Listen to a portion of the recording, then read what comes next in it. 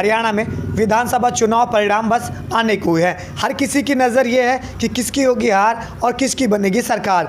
अगर देखा जाए जो अभी तक का सर्वे रहा है, जो अभी तक के एग्जिट पोल रहे हैं, कहीं ना कहीं कांग्रेस बढ़त बनाती हुई दिखाई पड़ रही है और भारतीय जनता पार्टी कहीं ना कहीं पीछे दिखाई पड़ रही है। एक चीज़ ये भी है कि कांग्रेस ने जो अपने वादे थे और जो अपनी बातें थी, इस बार पूरे खुलकर उन्होंने कहा, हरियाणा में इसका प्रचार किया।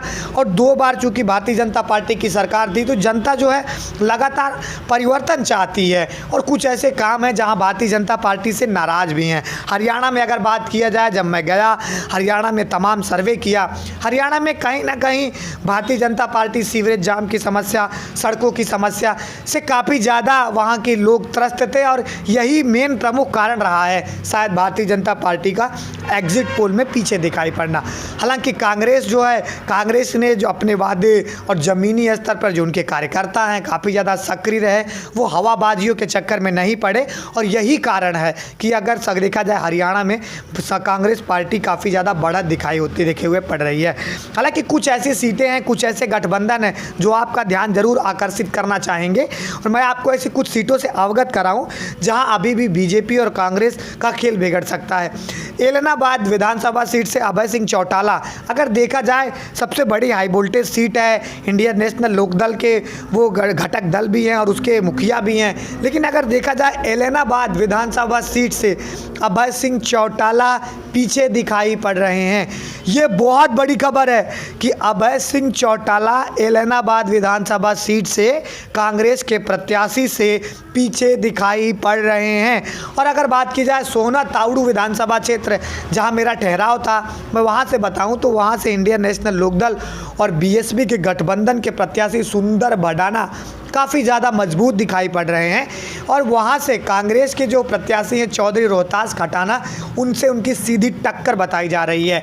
लेकिन क्योंकि काफ़ी जो मैंने वहाँ पर ग्रहण किया है, सुंदर भडाना वहाँ काफ़ी ज़्यादा एक चर्चित नाम है। वहाँ लोग पार्टी छोड़कर और ये सब छोड़कर एक घटक दल होने के नाते सुंदर भडाना को ही पसंद कर रहे हैं। और तीसरी विधानसभा सीट अगर बात की जाए गुड़गांव की, गुरुग्राम विधानसभा सीट एक ऐसी विधानसभा सीट है जहां बहुत कड़ी टक्कर दिखाई देने को पड़ रही। वहां से अगर देखा जाए कांग्रेस के प्रत्याशी मोहित ग्रोवर हैं, लेकिन निर्दलीय प्रत्याशी नवीन गोयल सीधी टक्कर दिखाई देते हुए पड़ रहे हैं। वहां से सीधी टक्कर मोहित ग्रोवर को दे रहे हैं नवीन गोयल। और अगर बात की जाए तमाम ऐसी विधानसभा क्षेत्र हैं, जैसे महम की विधानसभा क्षेत्र हो गई, महम की विधानसभा क्षेत्र से विकास नेहरा आम आदमी पार्टी के प्रत्याशी हैं, वो काफ़ी ज़्यादा टक्कर दिखाई देते हुए पड़ रहे हैं, जहाँ अभी हाल फिलहाल में बढ़त उन्हीं को है।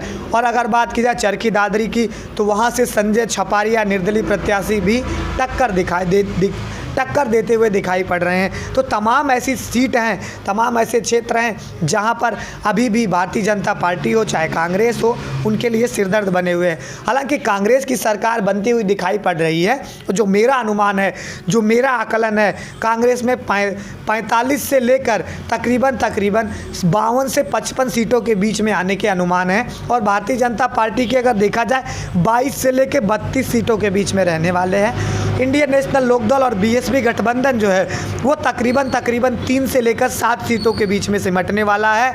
और अगर बात की जाए आज़ाद समाज पार्टी और जेजेपी के गठबंधन की, तो जेजेपी और आज़ाद समाज पार्टी देखा जाए तो करीब खाता खोलती हुई नहीं दिखाई पड़ रही है। आम आदमी पार्टी 2 सीटों पर 0 से 2 सीट आम आदमी पार्टी ला सकती है हरियाणा विधानसभा चुनाव में।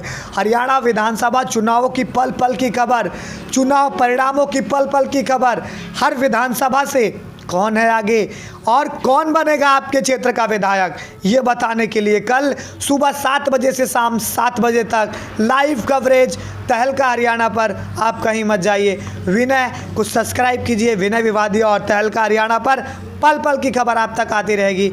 नमस्कार।